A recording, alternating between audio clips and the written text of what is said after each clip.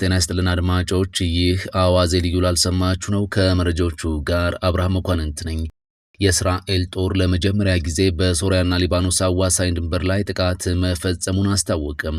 የእስራኤሉ ጠቅላይ ሚኒስትር ቤንያሚን ኔታንያሁ በደቡብ ሊባኖስ የሚቆጣጠሩትን ግዛት እንዲያሰፉ ጦራቸውን አዘዋል ተባለ። እነዚህንና ሌሎች ጉዳዮችን በዝርዝር እናስደምጣችኋለን።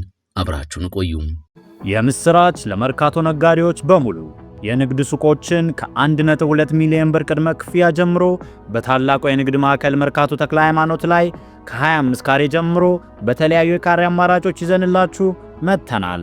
ሲፈልጉ ነግደው የሚያተርፉበት አሊያም ደግሞ በጥሩ ዋጋ የሚያከራዩትን የንግድ ሱቆችን በአንድ ዓመት ጊዜ ብቻ ልናስረክባችሁ ዝግጅታችንን ጨርሰናል። ምን ይሄ ብቻ! እነዚህን የንግድ ሱቆች በኔት ኤሪያ ብቻ የምንሸጥላችሁ ሲሆን ቤት ለምትፈልጉ ደንበኞቻችን በመሃል ፒያሳ አራዳ ፓርክ ፊት ለፊት ከ3.6 ሚሊዮን ሙሉ ክፍያ ጀምሮ ይዘንላችሁ መጥተናል። ለበለጠ መረጃ ከስር ባለው ስልክ ቁጥር ይደውሉልን። ሜሪት ፕሮፐርቲስ። ፕሬዚዳንት ትራምፕ አሜሪካ የኢራንን ነዳጅ ዘይት ልትወስድና ካርግ ደሴትን ልትቆጣጠር ትችላለች አሉ።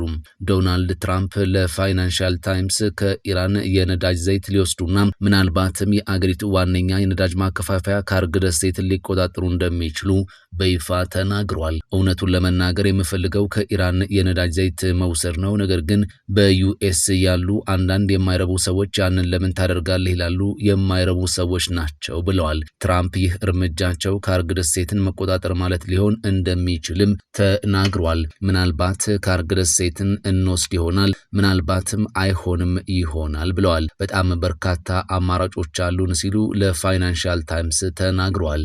ምናልባትም ካርግ ደሴት ለተወሰነ ጊዜ እንቆያለን ማለትም ሊሆን ይችላል ብለዋል። በደሴቲቱ ላይ ስላለው የኢራን መከላከያ ጦር ሲጠየቁም ምንም አይነት መከላከያ ያላቸው አይመስለኝም፣ በቀላሉ ልንወስደው እንችላለን ሲሉ ተናግሯል። ፕሬዚዳንት ትራምፕ ይህንን ያሉት ተጨማሪ 3500 እግረኛ ጦር በመካከለኛው ምስራቅ መድረሳቸው ከተነገረና በአካባቢው እያደገ የመጣው ውጥረት የአሜሪካ ጦርን ለኢራን ጥቃት የበለጠ እያጋለጠው ይሄዳል የሚል ስጋት ባደገበት ወቅት ነው ተብሏል። ትራምፕ በፓኪስታን አማካኝነት ከኢራን ጋር የሚካሄደው ቀጥተኛ ያልሆነ ንግግር በጥሩ ሁኔታ እየሄደ መሆኑን ተናግረዋል። ነገር ግን የተኩስ አቁም ስምምነት በቅርቡ ይደረስ እንደሆነ ከመናገር ተቆጥበዋል። ከስምምነት ላይ በፍጥነት ሊደረስ ይችል ይሆናልም ብለዋል። የእስራኤሉ ጠቅላይ ሚኒስትር ቤንያሚን ኔታንያሁ በደቡብ ሊባኖስ የሚቆጣጠሩትን ግዛት እንዲያሰፉ ጦራቸውን አዘዋል ተባለ። 2500 የአሜሪካ ባህር ኃይል ወታደሮች መካከለኛው ምስራቅ በመግባት ቀጠናዊ ጦርነቱ እየተባባሰ መሆኑን አመልክቷል። በአሜሪካና እስራኤል በተሰነዘረ ጥቃት የኢራን የቴሌቪዥን ጣቢያና ወደብ ጥቃት ደርሶበት ቢያንስ 5 ሰዎች ሞተዋል ሲባል ኢራን ባጸፋው የባላስቲክ ሚሳኤሎችን ወደ እስራኤል አስወንጭፋለችም ተብሏል። የግብጽ፣ ሳውዲ አረቢያና ቱርክ የውጭ ጉዳይ ሚኒስትሮች በፓኪስታን ተሰብስበው የሰላም ውይይት እያደረጉ ቢሆንም የኢራን ፓርላማ አፈጉባኤ መሐመድ ባጋር ፕሬዝዳንት ዶናልድ ትራምፕ በሚስጥር ወረራ እያቀዱ ነው ሲሉ ከሰዋል። ኢራን የሆርሙዝ ወሽመጥን በመዝጋቷ የዓለም አቀፍ የነዳጅ ዋጋ ከ50 በመቶ በላይ በመናሩ በዓለም ኢኮኖሚና ፖለቲካ ላይ መናጋትን አስከትሎ አሁንም ቀጥሏል።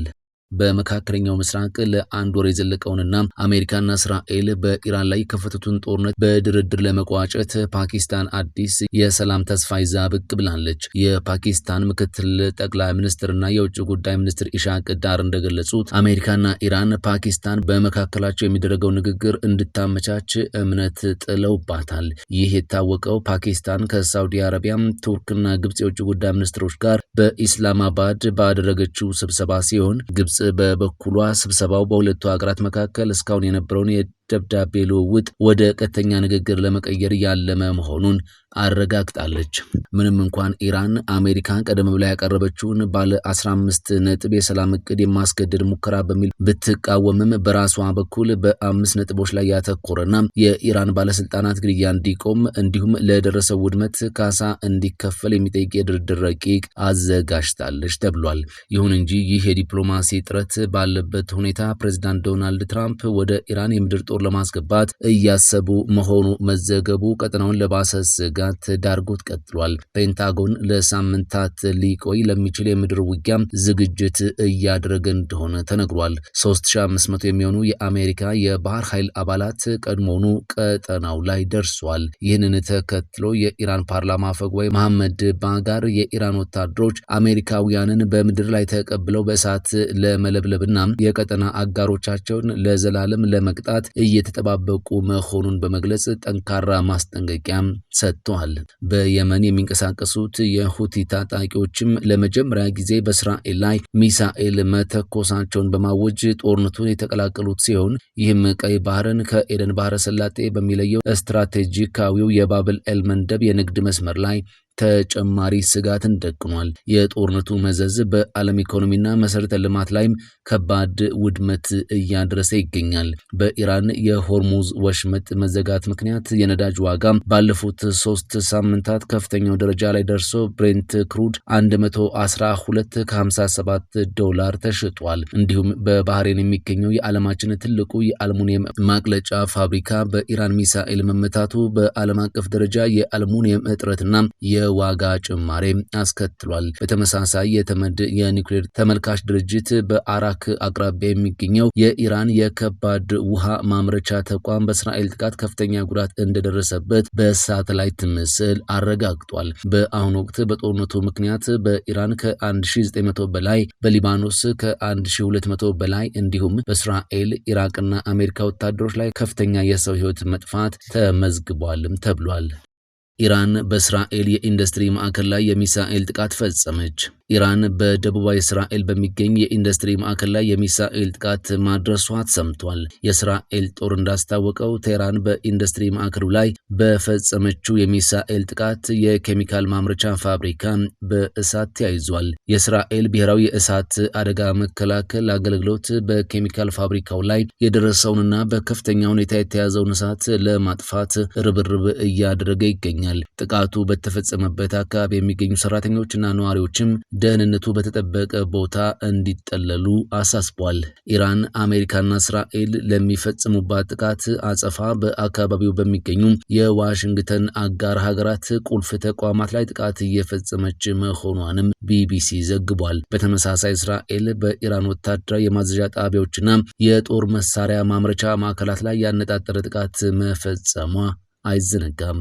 የእስራኤል ጦር ለመጀመሪያ ጊዜ በሶሪያና ሊባኖስ አዋሳኝ ድንበር ላይ ጥቃት መፈጸሙን አስታወቀም። የእስራኤል መከላከያ ኃይል 810ኛ የተራራ ክፍለ ጦር በሶሪያ ጎላን ኮረብታዎች ላይ ካለው ይዞታ በመነሳት ወደ ደቡብ ሊባኖስ ድንበር ተሻጋሪ ወታደራዊ ዘመቻ ማድረጉን የጦር ኃይሉ የፕሬስ አገልግሎት ዘግቧል።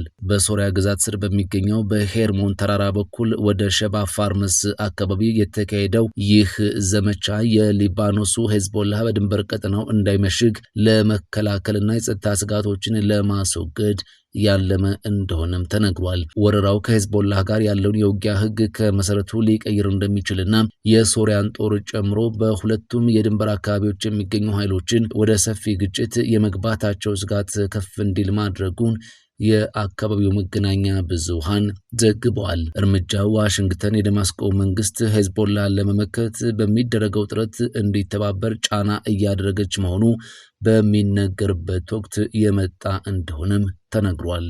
የምስራች ለመርካቶ ነጋዴዎች በሙሉ የንግድ ሱቆችን ከ1.2 ሚሊዮን ብር ቅድመ ክፍያ ጀምሮ በታላቁ የንግድ ማዕከል መርካቶ ተክለ ሃይማኖት ላይ ከ25 ካሬ ጀምሮ በተለያዩ የካሬ አማራጮች ይዘንላችሁ መተናል። ሲፈልጉ ነግደው የሚያተርፉበት አሊያም ደግሞ በጥሩ ዋጋ የሚያከራዩትን የንግድ ሱቆችን በአንድ ዓመት ጊዜ ብቻ ልናስረክባችሁ ዝግጅታችንን ጨርሰናል።